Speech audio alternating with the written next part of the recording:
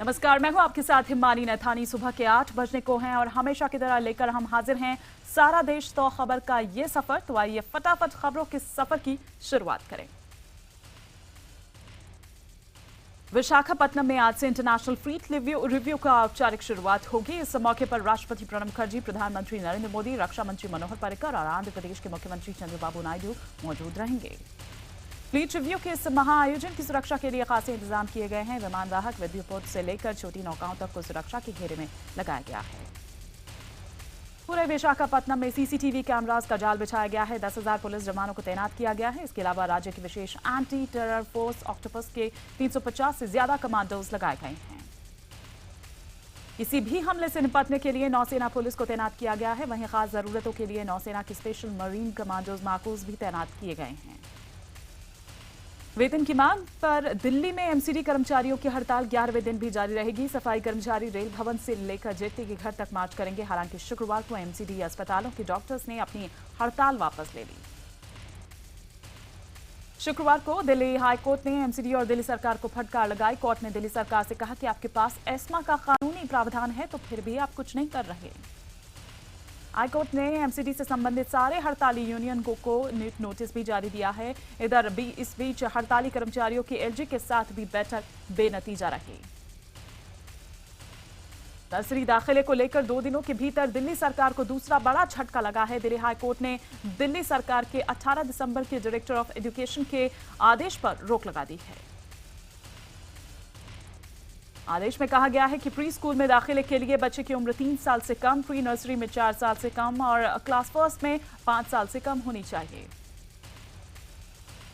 Court ने अभिभावकों को दाखिले के लिए मंगलवार तक समय दिया है। कोर्ट ने कहा है कि दिल्ली सरकार इस तरह के फैसले से अभिभावकों को हैरान नहीं कर सकती। दिल्ली की केजरीवाल सरकार के 1 साल पूरे होने पर 14 फरवरी को कांग्रेस छलावा दिवस के रूप में मनाएगी। उस दिन कांग्रेस पुस्तिका के जरिए दिल्ली सरकार की विफलता दर्शाएगी। विशाखापत्तनम से एक शख्स ने दिल्ली के सीएम केजरीवाल को 364 रुपए का एक ड्राफ्ट भेजा है। उसने ये पैसे सीएम केजरीवाल को जूते खरीदने के लिए भेजे हैं। रियान स्कूल में सेप्टिक टैंक में डूबकर हुई छात्र दिव्यांश की मौत के मामले में डीएम की रिपोर्ट आ गई है। रिपोर्ट में यह कहा गया है कि स्कूल अपनी जिम्मेदारी निभाने में पूरी तरह से फेल रहा। रिपोर्ट में यह भी कहा गया है कि इस बात की आशंका से इनकार नहीं किया जा सकता कि बच्चे को बहला फुसलाकर सेप्टिक टैंक तक ले जाया गया हो। असम दौरे पर पीएम मोदी ने गांधी परिवार पर हमला बोला। इशारों इशारों में पीएम ने कहा कि एक परिवार गांव में रोड़े डाल रहा है और संसद में काम रोक रहा है। असम दौरे पर डिब्रूगढ़ पहुंचे पीएम मोदी ने नगाड़ा भी बजाया और लोगों को संदेश दिया कि अपने जीवन में आनंद लाना है, इसलिए असम में सर्वानंद लाना है।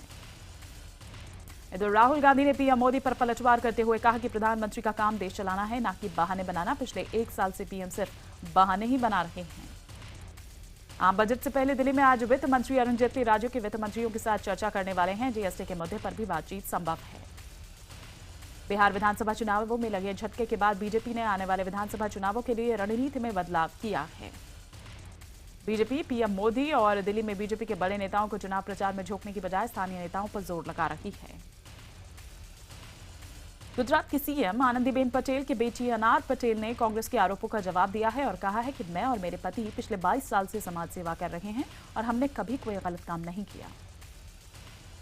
आपको बता दें कि कांग्रेस ने गुजरात की मुख्यमंत्री आनंदीबेन पटेल की बेटी अनार जयेश पटेल के बिजनेस पार्टनर को कथित तौर पर सस्ते दाम पर जमीन देने का आरोप लगाया है। कांग्रेस सांसद अधीर रंजन चौधरी को सरकारी बंगला खाली करने के मामले पर सुप्रीम कोर्ट से झटका लगा है। सुप्रीम कोर्ट ने अधीर रंजन की याचिका खारिज कर दी है।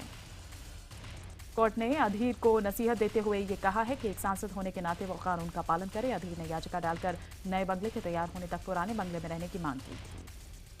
हैदराबाद से एमआईएम के नेता अकबरुद्दीन ओवैसी ने पीएम मोदी और कांग्रेस के खिलाफ आपत्तिजनक भाषा का इस्तेमाल किया है। ओवैसी का ये वीडियो 30 जनवरी का है। इस वीडियो में ओवैसी पीएम मोदी और कांग्रेस का जनाजा निकालने की बात कर रहे हैं और कह रहे हैं कि इसके लिए उन्हें उनके बड़े भाई की भी जरूरत नहीं पड़ेगी। तेलंगाना में सत्ताधारी टीआरएस को ग्रेटर हैदराबाद नगर निगम चुनावों में भारी जीत मिली है। शुक्रवार को घोषित नतीजों में टीआरएस को 99 सीटों पर जीत मिली। वहीं ओवैसी भाइयों की पार्टी एमआईएम को 44 सीटों पर जीत मिली। इन चुनावों में बीजेपी और कांग्रेस का सूपड़ा साफ हो गया। बीजेपी को 4 और कांग्रेस को सिर्फ 2 सीटों पर ही जीत मिली। यूपी में ब्लॉक प्रमुख चुनावों के चलते इलाहाबाद में बीएसपी के कार्यकर्ताओं की पिटाई की गई। उन्हें पीटने का आरोप समाजवादी पार्टी के नेताओं पर लगा है।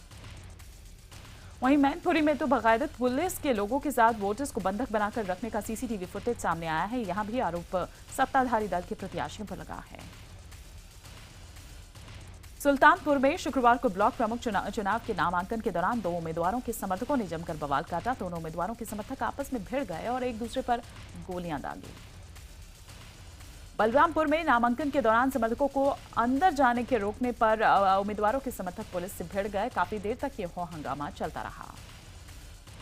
आज शनि शिंगणापुर विवाद सुलझाने के लिए अहमदनगर के कलेक्टर ने पहली बार मंदिर प्रशासन और भू माता ब्रिगेड दोनों की बैठक बुलाई है। बैठक में बीच का रास्ता तलाशने की कोशिश होगी। आंध्र प्रदेश के हैदराबाद में कुछ नाइजीरिया युवकों ने पुलिस से शिकायत की है कि स्थानीय लोगों ने उनकी पिटाई की है। नाइजीरिया के युवकों की पिटाई का एक वीडियो भी सामने आया है। हैदराबाद पुलिस ने इस मामले में धारा 341 और 323 के तहत मामला दर्ज कर लिया है। पुलिस के मुताबिक कुछ युवकों को हल्की चोटें आई है। तंजानिया के छात्र से बदसलूकी के मामले में हुई कार्रवाई करते हुए 4 पुलिस वालों को सस्पेंड कर दिया गया है। 3 कांस्टेबल और 1 इंस्पेक्टर को ड्यूटी में लापरवाही के आरोप में सस्पेंड किया गया है। इस बीच तंजानिया उच्च आयोग का प्रतिनिधिमंडल शुक्रवार को कर्नाटक के गृह मंत्री से मिला। प्रतिनिधिमंडल कर्नाटक सरकार की कार्रवाई से संतुष्ट नजर आया। बेंगलुरु में तंजानिया की छात्रा से बदसलूकी के खिलाफ बीजेपी महिला मोर्चा के कार्यकर्ता सड़कों पर उतरी और जमकर विरोध प्रदर्शन किया। हिट एंड रन मामले में सुप्रीम कोर्ट में महाराष्ट्र सरकार की तरफ से पैरवी करते हुए अटॉर्नी मुकुल रोहतगी ने यह कहा है कि सलमान ने ही नशे की हालत में सड़क पर सोए हुए लोगों को कुचला।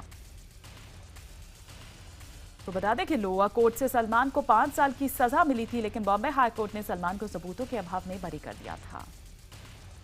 अतुल्य भारत अभियान से हटाए जाने के बाद अभिनेता आमिर खान अब ई कॉमर्स कंपनी स्नैपडील के ब्रांड एम्बेसडर से भी हटाए जा रहे हैं।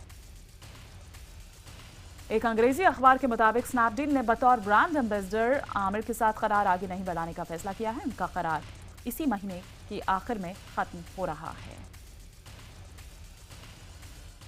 रायगढ़ हादसे के बाद महाराष्ट्र सरकार ने सख्त एहतियाती कदम उठाते हुए सी बीच, नदियों और पहाड़ों पर पिकनिक करने पर पाबंदी लगा दी है। ये हम जो आपको तस्वीरें दिखा रहे हैं, ये सोनू निगम जो जेट एयरवेज पर उन्होंने गाना गाया था, वो गाना केबिन क्रू मेंबर्स पर भारी पड़ गया। केबिन क्रू मेंबर्स को जांच चलने के तक ड्यूटी पर ना आने को कहा गया है।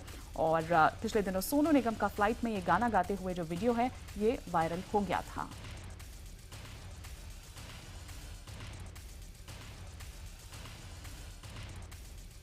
जेट की ओर से जारी बयान के मुताबिक केबिन क्रू को जांच चलने तक ड्यूटी पर नहीं लिया जाएगा। पिछले दिनों सोनू निगम का फ्लाइट में गाना गाते हुए एक वीडियो वायरल हुआ था। इस कार्रवाई पर प्रतिक्रिया देते हुए सोनू निगम ने कहा कि ये किसी को खुशी देने की सजा है और कुछ नहीं। उन्होंने इसे असली असहनशीलता बताया। रायगढ़ हादसे के बाद महाराष्ट्र सरकार ने सख्त एहतियाती कदम उठाते हुए सी बीच, नदियों और पहाड़ों पर पिकनिक करने पर पाबंदी लगा दी है। हादसा होने पर टीचर्स और स्कूल्स पर भी कार्रवाई की जाएगी। इधर गुजरात के नवसारी में बस हादसा हुआ है। इस हादसे में 36 लोगों की मौत हो गई, जबकि 20 से ज्यादा लोगों के घायल होने की खबर है। बताया जा रहा है कि एक बाइक सवार को बचाने के चक्कर में बस ड्राइवर संतुलन खो बैठा और बस पूना नदी में जा गिरी। आज भ्रष्टाचार के आरोप में सीबीआई के शिकंजे में आए पूर्व इंजीनियर यादव सिंह और उनके परिवार को आमने सामने बैठाकर पूछताछ की जाएगी। यादव सिंह 6 दिनों की सीबीआई रिमांड पर हैं। एनआरएचएम घोटाले के मुख्य आरोपी बाबू सिंह कुशवाहा जेल से रिहा कर दिए गए हैं। जेल से बाहर आकर कुशवाहा ने कहा कि उन्हें न्यायालय पर पूरा भरोसा है।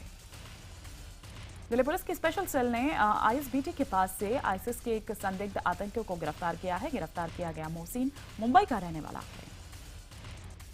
मोहसिन के पास से 85,000 रुपए भी बरामद हुए हैं। मोहसिन पर कुछ दिनों पहले उत्तराखंड से पकड़े गए आतंकियों को पैसे भिजवाने का आरोप है। राजस्थान में जैसलमेर पुलिस एक ऐसे संदिग्ध की तलाश कर रही है जो कि जैसलमेर एयरफोर्स के बारे में पूछताछ कर रहा था। आशंका जताई जा रही है कि वो आतंकवादी हो सकता है। सोशल नेटवर्किंग साइट ट्विटर ने 1,25,000 अकाउंट्स को बंद कर दिया है। ट्विटर के मुताबिक इन अकाउंट से आईसिस के विचारों को फैलाया जा रहा था। इधर पंजाब के पटियाला में छेड़छाड़ से नाराज एक महिला ने मनचले की सरेआम पिटाई कर उसे पुलिस के हवाले कर दिया। पीड़ित महिला के मुताबिक उसने गैस एजेंसी में गैस बुक करने के लिए फोन किया। फोन पर आरोपी युवक ने महिला से अश्लील बातें की। इतना ही नहीं, महिला के फोन काटने के बाद युवक ने उसे फोन पर फिर से छेड़छाड़ की। इस पर महिला गैस एजेंसी पहुंच गई और सरेआम उसकी पिटाई कर दी। मुंबई में कच्चा बनियान गैंग ने टीवी कलाकार लवलीन कौर के घर पर धावा बोल दिया और करीब 5 लाख की लूट को अंजाम देकर फरार हो गए। सीसीटीवी में कैद चोरी की वारदात में साफ दिख रहा है कि कच्चा बनियान गैंग के लोगों ने बेखौफ होकर पूरी वारदात को अंजाम दिया। मुंबई में बिल्डर जिग्नेश रुपेश को उनके ऑफिस में ही गोली मार दी गई। जिग्नेश को गंभीर हालत में अस्पताल में भर्ती कराया गया है। पुलिस के मुताबिक आरोपी नाबालिग एक चर्चित डांस शो में जाना चाहता था और पैसा इकट्ठे करने के लिए उसने इस वारदात को अंजाम दिया। राजधानी दिल्ली में रविवार रात बुजुर्ग महिला की हत्या को पुलिस ने सुलझाने का दावा किया है। पुलिस ने हत्या और लूटपाट के आरोप में एक नाबालिग को गिरफ्तार किया है। पटना से महज 20 किलोमीटर दूर AK-47 से लैस बदमाशों ने दिन दहाड़े एलजेपी नेता बृजनाथ सिंह समेत उनके परिवार के 3 लोगों को गोलियों से छलनी कर दिया। बृजनाथ सिंह की घटनास्थल पर ही मौत हो गई, जबकि उनकी पत्नी और छोटे भाई की पत्नी अस्पताल में जिंदगी और मौत से जूझ रहे हैं। बृजनाथ सिंह की हत्या से गुस्साए परिजनों और उनके समर्थकों ने जमकर हंगामा किया और NH-30 को जाम कर दिया। पुलिस के साथ भी उनकी झड़प हुई। उत्तर प्रदेश के बागपत में एक बार फिर पंचायत का तुगलकी फरमान सामने आया है। यहां एक युवक को दुष्कर्म की कोशिश पर सिर्फ 5 जूते मारकर छोड़ देने का फैसला सुनाया गया। युवक पर पड़ोस में रहने वाली महिला के साथ दुष्कर्म करने की कोशिश का आरोप था। पंचायत के फरमान से नाराज पीड़ित का परिवार गांव छोड़कर चला गया।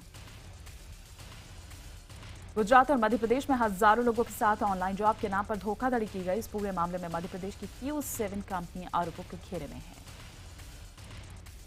मुंबई पुलिस के हाथ एक ऐसा बाबा लगा है जो महंगे सामानों पर भारी छूट देने के नाम पर भक्तों को ठगता था। इस बाबा के पास से लाखों रुपयों का सामान और नकदी बरामद की गई है। ताइवान में 6.4 की तीव्रता के भूकंप के चलते कई इमारतें धराशायी हो गई। वहां 3 लोगों की मौत हो गई और 150 जख्मी हो गए। नेपाल समेत उत्तर भारत के कई शहरों में झटके महसूस किए गए। राष्ट्रपति प्रणब मुखर्जी राष्ट्रपति भवन में 11 फरवरी को सालाना उद्यानोत्सव का शुभारंभ करेंगे। इसके बाद 12 से 19 फरवरी तक मुगल गार्डन आम लोगों के लिए खोल दिया जाएगा। रेल मंत्री सुरेश प्रभु का ट्विटर अकाउंट यात्रियों की फौरन मदद कर रहा है। ताजा मामला इंदौर के पास महू की एक लड़की का है, जिसका गुम ट्रॉली बैग महज 2 घंटे में रिकवर कर लिया गया। दिल्ली में फोर्टिस हॉस्पिटल, गुड़गांव से Fortis hospital new friends colony तक एक मरीज को हृदय प्रत्यारोपित करने के लिए एक बार फिर ग्रीन कॉरिडोर बनाया गया। आंध्र प्रदेश सरकार ने जिका वायरस के खतरे को देखते हुए एयरपोर्ट और सी पोर्ट पर हेल्प डेस्क बनाया है। खून की मुफ्त जांच के लिए भी सभी अस्पतालों को निर्देश दिए गए हैं। पंजाब के लुधियाना में न्यूयॉर्क में रहने वाले शख्स ने अपने कान और आंख से भारी भरकम वजन उठाकर सबको हैरान कर दिया। इस शख्स का यह दावा है कि वो अपने कान से 82 किलो और आंखों से 20 किलो वजन उठा चुका है। ये शख्स 19 देशों में अब तक अपना कमाल दिखा चुका है। पंजाब में सालाना ग्रामीण खेलों की शुरुआत हो चुकी है। खेलों के रंगारंग कार्यक्रम के दौरान घोड़े डांस करते हुए नजर आ रहे हैं। इधर ग्रेटर नोएडा में चल रहे 16वां ऑटो एक्सपो शुक्रवार से आम जनता के लिए खोल दिया गया। रंग और रफ्तार के इस मेले में सेलिब्रिटीज की मौजूदगी 4 चांद लगा रही है। ग्रेटर नोएडा में चल रहे ऑटो एक्सपो में अभिनेता अनिल कपूर मारुति सुजुकी के स्टॉल पर पहुंचे। इस दौरान अनिल कपूर ने अपने फैंस के लिए डांस भी किया।